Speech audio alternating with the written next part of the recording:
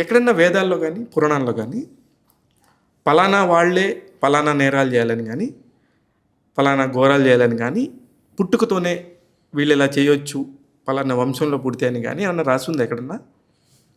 ఆ ప్రశ్నలు ఏమనెత్తిన వ్యక్తిని అడగాలి మీరు. అంటే నాకు తెలీదు. మీకు నేను అనేది మీరు ఇప్పుడు నన్ను అడిగిన ప్రశ్న మీకు ఈ ఆలోచన ఎవరు తెప్పించారో వాళ్ళని అడగాలి. అంటే అలాంటి ఆలోచన నిజంగా నాకు తెలీదు.